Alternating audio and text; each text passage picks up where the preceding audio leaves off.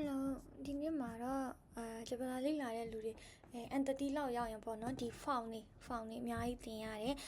ဂျပန်လေးလာတဲ့လူတော်တော်များများဒီ font လေးနဲ့ပတ်သက်ပြီးတော်ခေါင်းရှုပ်ရတယ်ပေါ့နော်အဲကြောင့်မို့လို့ဒီနေ့မှာဒီ font လေးနဲ့ပတ်သက်ပြီးတော့တစုတစည်းတဲ့တင်ပေးသွားခြင်းနေလို့တွေ့ထားပါတယ်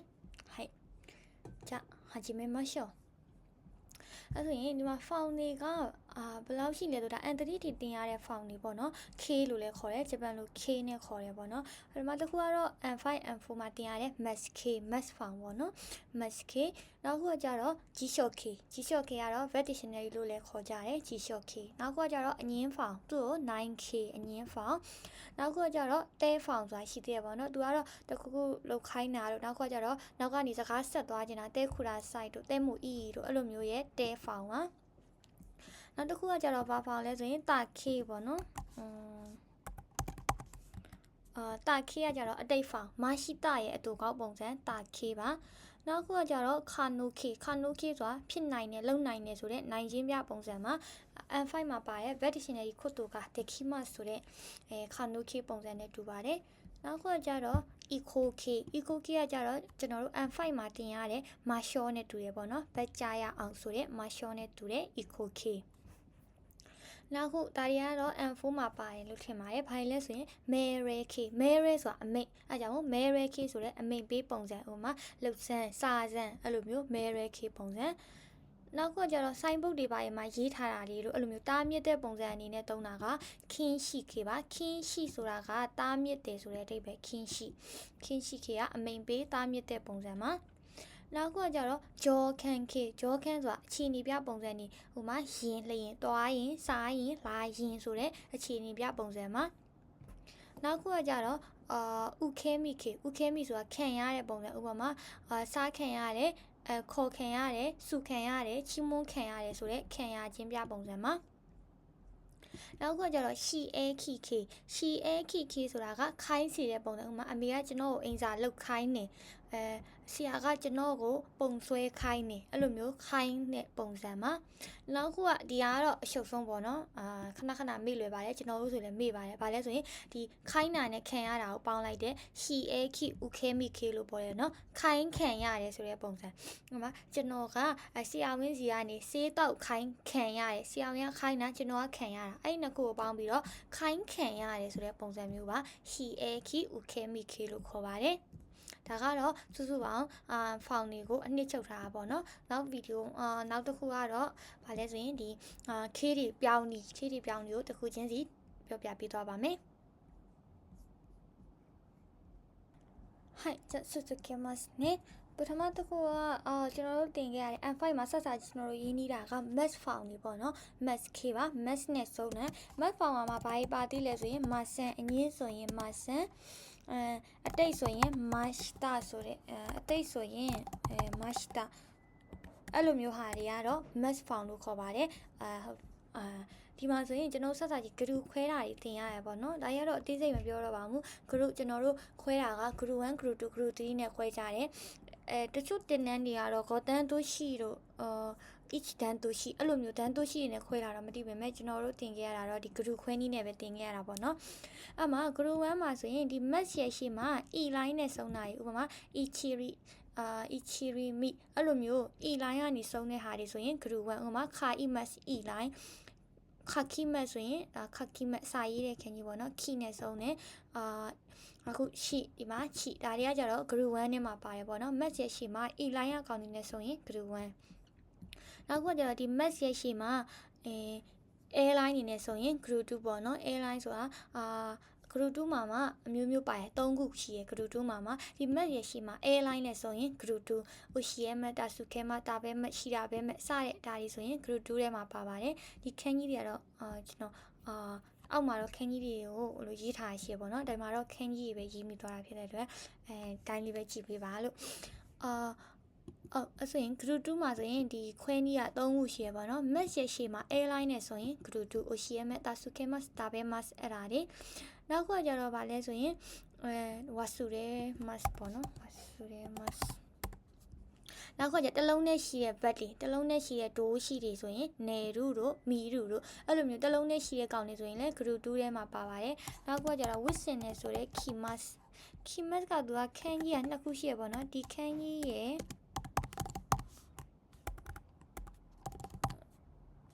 ဒီခန်းကြီးရဲ့နှစ်ခုလုံးက kimas လို့ထွက်တယ်ဒီ kimas ကကြတော့ with စင်တဲ့ kimas ပါသူဆိုရင်သူကကြတော့ group 2ထဲမှာပါတယ်ပေါ့နော်ဘာလဲဆိုရင်တစ်လုံးနဲ့ရှိတဲ့ကရိယာနောက်ကျတော့ special verb တွေရှိရပေါ့နော် special verb တွေကတော့အများကြီးရှိရ ori တို့ khari တို့ tari တို့အဲ့လိုမျိုးအများကြီးရှိရတယ်ဒါ group 2ထဲမှာမင်းနှန်းစင်တို့လည်းသိပြီးလို့ထင်ပါတယ်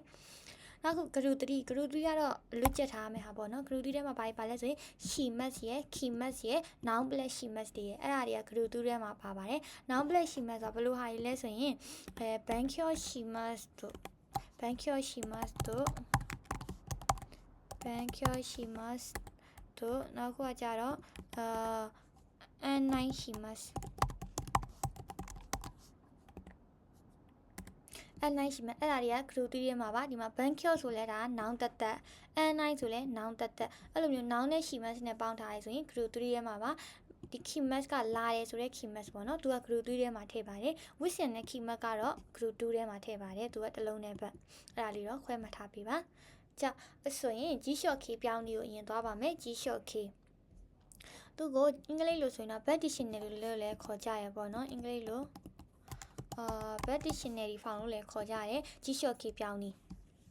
အဲ့ဒါကိုယ်နဲ့ပြောထားတဲ့ group 3ခုရှိတယ် G short K ပြောင်းလေးကိုယူရင်ဒီမှာဆိုရင် group 1အကောင်ဆိုရင်ဒီ E ကနေ U ကိုပြောင်းမယ် math group 1ဆိုတာ math ရရှိမှာ E ဆုံးတာလေဟုတ်တယ်မလားအဲ့တော့ math ရရှိက E ကိုဘယ်ကိုပြောင်းလဲဆိုရင် U ကိုပြောင်းလိုက်တယ် U line ကိုပြောင်းတယ်အဲ့ဒါဆိုရင် G short K ဥပမာခါခီမတ်စာရေးတယ်ဆိုရင် ခီကနေဘာလဲဆိုရင်ခီရဲ့ U line ကခုခါခုယောမိမတ်ဆိုရင်မိရဲ့ U line ကမှုမာမီမှုဟုတ်တယ်နော်အဲ့တော့ယောမှု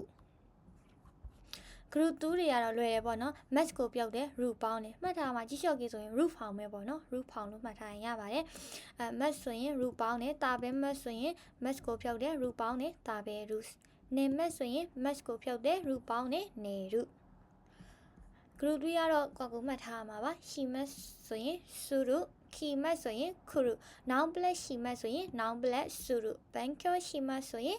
bankyo suru an9 ရှိမှတ်ဆိုရင် an9 ဆိုလို့အဲ့ဒါကတော့ဗာလဲဆိုရင် short K ပြောင်းနေပါကျွန်တော်ပြောတာနဲ့မြန်မလားမသိဘူးပေါ့နော်ကျွန်တော်ပုံမှန်လဲစကားအမြန်ပြောတတ်တဲ့လူမျိုးပါအဲ့ဒါတွေကတော့တိခံပြီးကြည့်ပေးပါနော်နောက်ခု short K ပြောင်းပြီးတော့ 9K ပြောင်းနေသူ့ရဲ့ math ဖောင်ကဘာရှိလဲဆိုရင် masan နဲ့တူတယ်ပေါ့နော် masan အငင်းပုံစံမှာ 9K အဲ့ဒါgroup 1 2 3ကိုဘယ်လိုပြောင်းမလဲဆိုရင် group 1ဆိုရင် E line ကနေ R line ကိုပြောင်းတယ် math ကိုဖြုတ်တယ်9ပေါင်းတယ်ခါခီ math ဆိုရင်ဒီမှာmath ရဲ့ရှိရ key ကိုR line ကိုပြောင်းတော့ခခီဆိုတော့ခနောက်က math ဖြုတ်တယ်9ပေါင်းတယ်ခ9ယောမိ math ဆိုရင်မိကမယောမ9စာဖတ်တယ်စာမဖတ်ဘူးgroup 2ဆိုရင်တော့ရိုးရိုးပုံစံလွယ်လေးပါပဲ math ကိုဖြုတ်တယ်9ပေါင်းတယ်တာပဲ math ဆိုရင် math ကိုဖြုတ်တယ်9ပေါင်းတယ်တာပဲ9နံ math ဆိုရင် math ကိုဖြုတ်တယ်9ပေါင်းတယ်နေ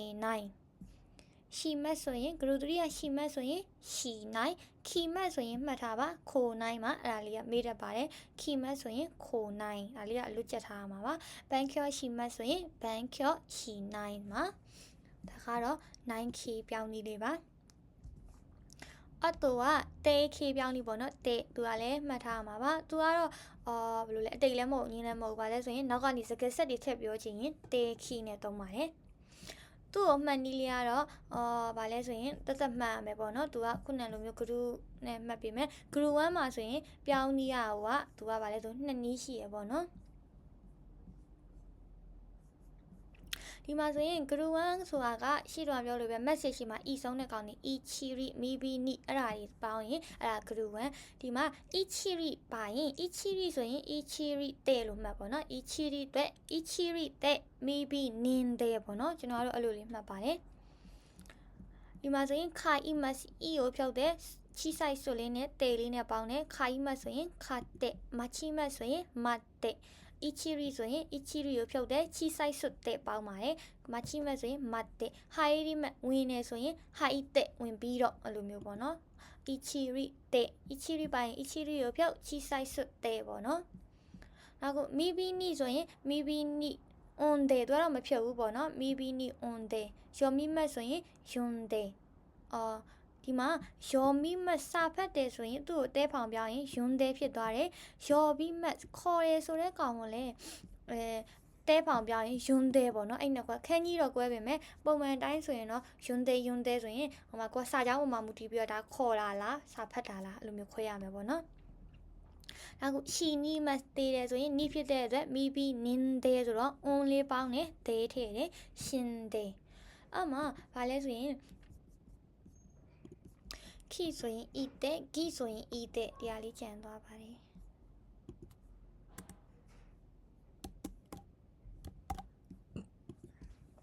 ဒါပေမဲ့လို့ချွင်းချက်အနေနဲ့ဤခိမတ်ဆိုရင်ခိကိုဤတဲ့ဆိုပြီးဤတဲ့သွားမပြောင်းဘူးပေါ့နော်ဘာလဲဆိုရင်ဤတဲ့လို့ပဲပြောင်းပါလေသူကတော့ချွင်းချက်ဒီမှာဆိုရင်ခါခိမတ်ဆိုတဲ့စာရေးတာဆိုရင်ခိုင်တဲ့ပေါ့နော်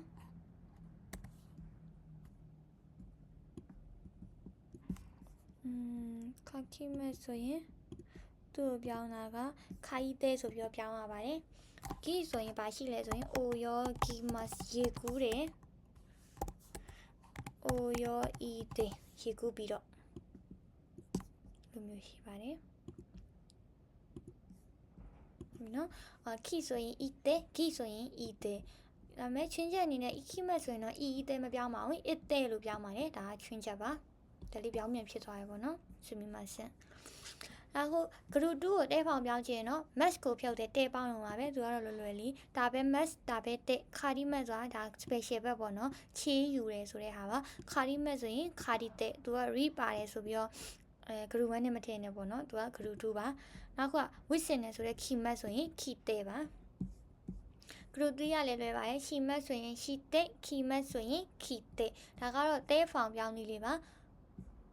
တဲဖောင်ပြီးတော့တာဖောင်ကကြတော့မရှိတရဲ့ပုံစံမှာအတိတ်ပုံစံမှာတဲဖောင်ကိုရထားရင်ကျွန်တော်တို့ကတာဖောင်ပြောင်းမှုကလွယ်ပါတယ်ဒီနှစ်ခုလေးကပြောင်းပြန်ဖြစ်သွားလို့ထောင်းမှန်ပါတယ်အဲဆိုရင်အီချီရီတာဥပမာခါအီမတ်ဈေးဝယ်တယ်ဆိုရင်ခတ်တဈေးဝယ်ခဲ့တယ်မချီမတ်ဆိုရင်မတ်တစောင့်ခဲ့တယ်ဟာအီရီမတ်ဆိုရင်ဟာအီတဝင်ခဲ့တယ်မိဘနင်းဆိုရင်အွန်တာပေါင်းတယ်ပေါ့နော်သူကရှေ့ကတဲဖောင်နဲ့တူတူပါပဲယောမီမတ်ဆိုရင်ယွန်းတာယောဘီမတ်ဆိုရင်ယွန်းတာရှီနီမတ်ဆိုရင်ရှင်တာတည်ခဲ့တယ်ရှီနီမတ်ကတည်တယ်ပေါ့နော်ချွင်းချက်အနေနဲ့ခီအီတဲခီဆိုရင်အီတဲဂီဆိုရင်အီတဲခခိမတ်ဆိုရင်ခိုင်တာဆွေးမဆမတာဖောင်နော်ခီဆိုရင်အီတာဂီဆိုရင်အီတာဒီမှာခခိမတ်ဆိုရင်ခိုင်တာစာရေးခဲ့တယ်အိုယောကိမတ်ဆိုရင်အိုယောအီတာနော်ဒါပေမဲ့ချွင်းချက်အနေနဲ့အီခိမတ်ဆိုရင်အီတာလို့မပြောင်းပါဘူးအစ်တာသွားခဲ့တယ်အဲ့လိုမျိုးပြောင်းတယ်ပေါ့နော်group 2ဆိုရင် max ကိုဖြုတ်တယ်တာပေါင်းတယ်တာပဲ max တာပဲတာခါရီမတ်ခါရီတာခီမတ်ခီတာ54မှာဆိုရင်တော့ကျွန်တော်တို့ကဗာလဲဆိုရင် max found တွေဒီလိုမျိုးတွေနဲ့သုံးပြင်မယ်တတိလောက်ရရင်တော့ဗာလဲဆိုရင် fusuki တွေနဲ့ပဲသုံးတဲ့ပုံပေါ့နော်ဒါကြောင့်မို့ဒီ root found တွေပိုင်းနဲ့ရင်းနှီးအောင်လို့ဒီမှာထည့်ရေးပေးထားတာပါ group 3က shimat ဆိုရင် shita kimat ဆိုရင် kita n9 shimat ဆိုရင် n9 shita အဲ့ဒါလေးရမယ်ထင်ပါတယ်နောက်တစ်ခုကကြတော့ဒါကခါနိုခေပေါ့နော်ဒီကောင်ကတော့4လောက်မှစပါတယ်ထင်တယ်ခါနိုခေဆိုတာကဘာလဲဆိုရင်လုံနိုင်တယ်တက်တယ်ဆိုတဲ့ဥမာကျွန်တော်စာဖတ်တက်တယ်ကျွန်တော်စာဖတ်နိုင်တယ်အဲ့လိုမျိုးလုံနိုင်တယ်ဆိုတဲ့ဟာပါN5 မှာသင်ရတဲ့ဒီ verb dictionary ခုတ်တော့က document ဆိုတဲ့ဘုံဘိုးနဲ့တွားဆင်နေပေါ့နော်ဒါဆိုရင်သူ့ကိုပြောင်းနေလေးကြည့်အောင် group 1ဆိုရင် e line ကနေ a ကိုပြောင်းတယ် root or max ပေါင်းတယ်ဒီမှာတော့ root ပဲပေါင်းပေးထားရပေါ့နော်ခါခိမတ်ဆိုရင် key ကနေ a line ကိုပြောင်းတော့ k ခါ k max ခါ k root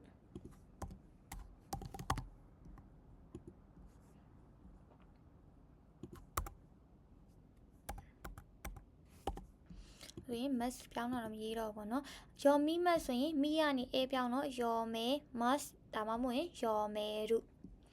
group 2ဆိုရင် max ကိုဖြုတ်တယ်ရာတဲ့လူပေါင်းတယ်ပေါ့နော်တာပဲ max စားတယ်တာပဲရာတဲ့လူစားနိုင်တယ်ဝတရှိကနှစ်တိုးကတာပဲရာတဲ့ max ကျွန်တော်ကနှစ်တိုးစားနိုင်တယ်အဲ့လိုမျိုးပေါ့နော်နေမတ်ဆိုရင်နေရာတဲ့လူအိတ်နိုင်တယ်မအိတ်နိုင်ဘူးဆိုရင်နေရာတဲ့နိုင်အဲ့လိုမျိုးပြောင်းတတ်ရမယ်ပေါ့နော်အငင်းကိုလေခီနိုကနေရာတဲ့မဆန်မင်းညာနေရာတဲ့မဆန်ဒေးတာမင်းညာမအိတ်နိုင်ခဲ့ဘူးအဲ့လိုမျိုးအငင်းဖောင်လေးပြောင်းတတ်ရမယ်ပေါ့နော်ဒီခေးတွေကို ကရိုတူရရှိမတ်ဆိုရင်ဒခီရုနဲ့ပေါင်းပါတယ်နိုင်တယ်ပေါ့နော်ခီမတ်ဆိုရင်ခိုရာတဲ့တို့ဘန်ကျော်ရှိမတ်ဆိုရင်ဘန်ကျော်ရှိမတ်ဖြစ်တဲ့အတွက်ဒခီရုပေါင်းတယ်ဘန်ကျော်ဒခီရုဒါကတော့ခါနိုခေပြောင်းနေပါဒီခါနိုခေကနေလည်းအငင်းဖောင်ကိုပြောင်းလို့ရတယ်ပေါ့နော်私ネットが食べられません私は長く時間勉強できませんကျွန်တော်အချိန်ကြာကြီးစာမလုပ်နိုင်ပါဘူးအဲ့လိုမျိုးပေါ့နော်はい続きますနောက်တစ်ခုကကြတော့ eco k eco ဆိုတာစိတ်ဆန္ဒကိုပြောတာပေါ့နော် eco k သူက m5 m4 တော့ဘာနဲ့တူလဲဆိုရင်မာရှောနဲ့တူတယ်ပေါ့နော်မာရှောဗတ်မာရှောရအောင်ဗတ်ကြရအောင်ဆိုတဲ့ပုံစံမှာ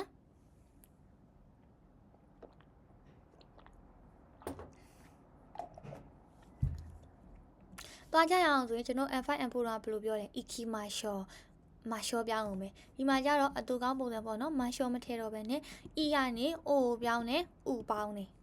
ခါခီမတ်ဆိုရင်ခီကနေ O ပြောင်းတော့ခိုး U ပေါင်းနေခါခိုးရေးကြရအောင်ယော်မီမတ်ဆိုရင်ယော်မို့ဖတ်ကြရအောင်ဒါကျွန်တော်ကတင်ပေးတာမဟုတ်ပဲနဲ့နည်းနည်း revision ပြန်လာလို့ဖြစ်တဲ့အတွက်နည်းနည်းလေးအမြန်ပဲပြောမယ်ပေါ့နော်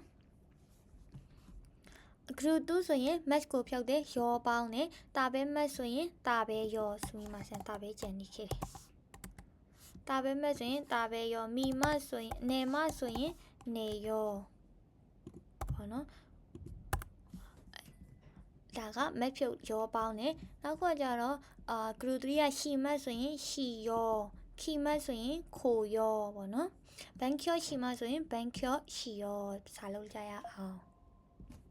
ဟိုက်ဒါဖြင့် Mary Q ကိုသွားပါမယ် Mary ဆိုတာအမိတ်ပေါ့နော် Mary အမိတ်မှာအမိတ်ပေးပုံစံဥမာနိစာဇန်နင်ဒါလှုပ်ဆန်းနင်ဒါဒီအဲ့ယူသွားဇန်အဲ့လိုမျိုးအမိတ်ပေးပုံစံပေါ့နော်သူကခိုင်းစီတဲ့နေရာမှာတုံးတယ်အဲ့ပြကြတော့အဲ့လိုခိုင်းစီတာမဟုတ်ဘဲနဲ့အရေးပေါ်ချိန်ကြီးပြေးဆိုတဲ့ပုံစံမျိုးပေါ့နော်ပြေးဒါမှမဟုတ်ရင်ငလေးလုံနေတဲ့ဝစ်အဲ့လိုမျိုးပုံစံနေမှာလည်းပဲတုံးတယ်ပြီးတော့အကစားပွဲတွေထဲမှာfighting ပြောသူမျိုးပေါ့နော်စူးစမ်းပြေးထားအဲ့လိုမျိုးပေါ့နော်အားပေးတဲ့အခါမျိုးပါလဲတုံးတယ်ပေါ့နော် Mary K ကဆိုရင်သူ့ရဲ့ဖောင်ပြောင်းလေးကိုကြည့်ရအောင်ဆိုရင်ဒီမှာ E line ဆိုရင် E line ကနေ A line ကိုပြောင်း match တွေ root တွေကိုဖြုတ်ရတယ်ပေါ့နော် E line ကနေ A line ကိုပြောင်းတယ် match တွေ root တွေကိုဖြုတ်ရပါတယ်ခါခီမတ်ဆိုရင်ခါခဲ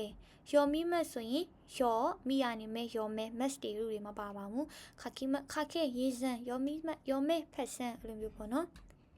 နောက်ခုကဂရုတူးဆိုရင် match ကိုဖြုတ်တယ် row ပေါင်းတယ်တာပဲ match စားတယ်တာပဲ row စားစံနေ match အိတ်တယ်နေ row အိတ်စံဒီဂရုတူးရကောင်ကတော့ရှီ match ဆိုရင်ရှီ row လှုပ်ဆန်းခီမတ်ကြတော့သူကတစ်မျိုးပါလဲဆိုရင်ခီမတ်ခွိလာစံလို့ပြောရတယ်ပေါ့နော်ခွိဒီကိုလာအဲ့လိုမျိုးပြောပါတယ်နောက်ခုကကျတော့ဘန်ကျော်ရှိမှဆိုရင်ဘန်ကျော်ရှိရိ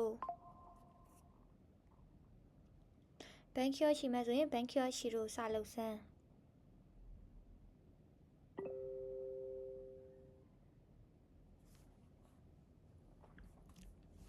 နောက်ခုကကျတော့အပေးတဲ့ပုံစံနဲ့ဘလူးနေရာမှာသုံးတယ်လဲဆိုရင်နီကဲမတ်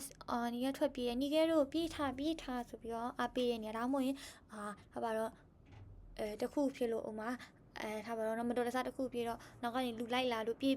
ဆိုပြီးတော့အဲ့လိုမျိုးတုံးတယ်အရေးပေါ်ချင်းလေးမှာလည်းတုံးတယ်ပေါ့နော်ဂမ်ပါဒီမှာစူးစားတယ်ဂမ်ပါရိုစူးစားထားအဲ့လိုမျိုးအပေးတဲ့နေရာမှာတုံးတယ်ဆိုတော့ဟာပါတော့မသာဆန်ဂမ်ပါရိုအဲ့လိုမျိုးတုံးတဲ့နေရာမှာတုံးပါတယ်အတူကခင်းရှိခေအမိန်မိတာမြစ်ပုံစံသူ့ကြဘယ်မှာတွေ့ရလဲဆိုရင်ဥပမာကျွန်တော်တွေ့ရပေါ့နော်အမိုင်မပြေးရငါမဖမ်းရအဲ့လိုမျိုးနေရာမှာတုံးနေတာပါဆိုင်းဘုတ်တွေပါပေါ့နော်ခင်းရှိခေဒီကောင်ပြောင်းနေရလဲလွယ်တယ်ပေါ့နော်ဘယ်ဘက်တွေမဆိုသူ့ရဲ့ကြီးလျှော့ခေ dictionary file ကိုပြောင်းနေနောက်ကနေနာလေးပေါင်းလိုက်ရုံပါပဲအဲ့ဒါဂရူဝမ်က web dictionary ပြောင်းနေရ e line ကနေ u line ကိုပြောင်းနေခင်းရှိခေရဲ့ရာဆိုရင်နာလေးထည့်လိုက်တယ်ခါခီမခခုသူ့ dictionary ပေါင်းရင်ခခုနောက်ကနေနာဖြစ်တယ်ခခုနမရေးရ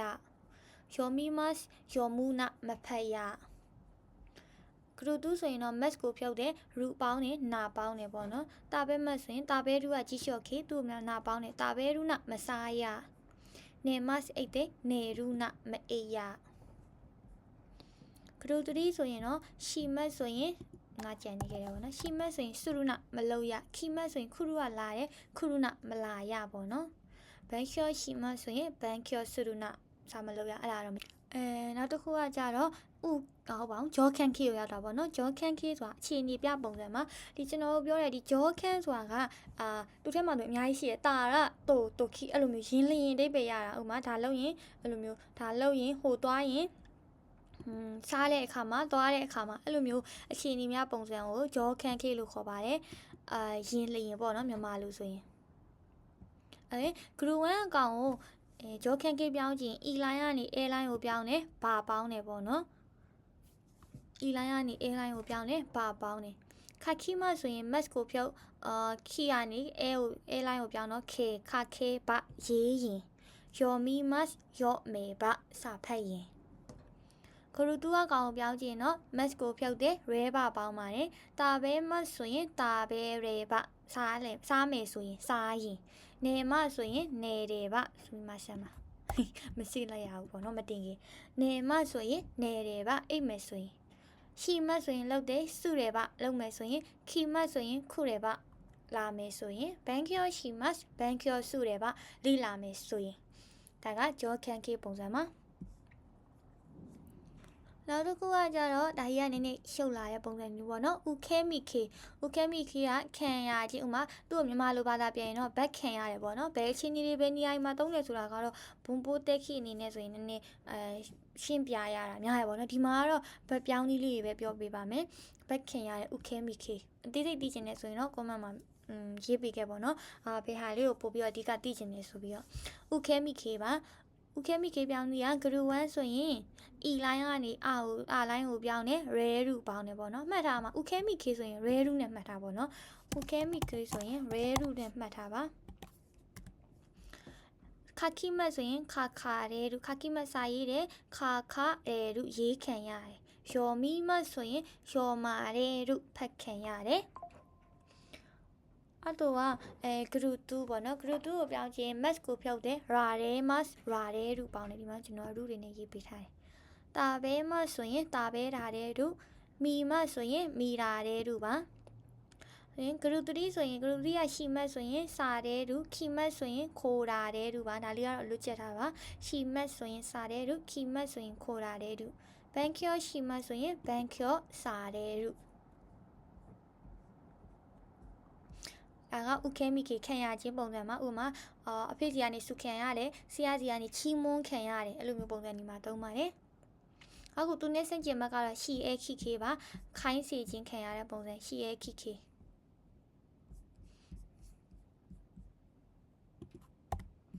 ရှီအဲခိခေကခိုင်းစီခြင်းပြတဲ့ပုံစံမှာဘက်ခိုင်းနေပေါ့နော်ဥပမာအမေကကျွန်တော်အတီးရွက်တွေစားခိုင်းနေအဲ့လိုမျိုးဆရာဝန်ကဆေးတောက်ခိုင်းနေအဲ့လိုမျိုးခိုင်းတဲ့ပုံစံမှာသူ့ကိုကြတော့မက်ချင်ရင်ဥခဲမီတော့ရဲရူသူကတော့ဆဲရူနဲ့မှတ်ထားပေါ့နော်ဆဲရူဆဲနဲ့အီလိုင်းကနေအာလိုင်းကိုပြောင်းနေဆဲရူပေါင်းနေခါခိမတ်ဆိုရင်ခဆဲရူရေးခိုင်းနေယောမီမတ်ဆိုရင်ယောမာဆဲရူဖတ်ခိုင်းနေ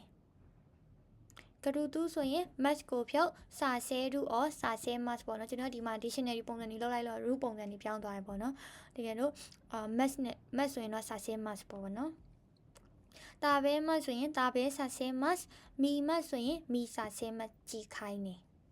ချီမတ်ဆိုရင်လောက်ခိုင်းနေပြောင်းခြင်းစာဆဲမတ်ခီမတ်လာခိုင်းနေလို့ပြောခြင်းခိုစာဆဲမတ်ဒါမှမဟုတ်ခိုစာဆဲရုဘန်ကျော်ချီမတ်စာလောက်ခိုင်းနေဘန်စာလောက်တယ်စာလောက်ခိုင်းနေဆိုရင်ဘန်ကျော်စာဆဲရုစာလောက်ခိုင်းနေပေါ့နော်ဒီမှာဖူစုခေးတွေနဲ့ကျွန်တော်ရေးပေးထားလို့ပေါ့နော်အခုတော့ဒါကတော့အရှုပ်ဆုံးပုံစံမှာအခုထိလည်းကျွန်တော်တို့ဆိုရင်ဒီကောင်ခဏရှုပ်တယ်ပေါ့နော်ဘာကြီးလဲဆိုပြီးတော့သူကခုနရှီအဲခိနဲ့ဥခဲမီကိုပြောင်းလိုက်တဲ့ပေါင်းထားတဲ့ရှီအဲခိဥခဲမီခေပါခိုင်းတာနဲ့ခံရတာနဲ့ကိုပေါင်းပြီးတော့ခိုင်းခံရတယ်ဟိုမှာအဖေက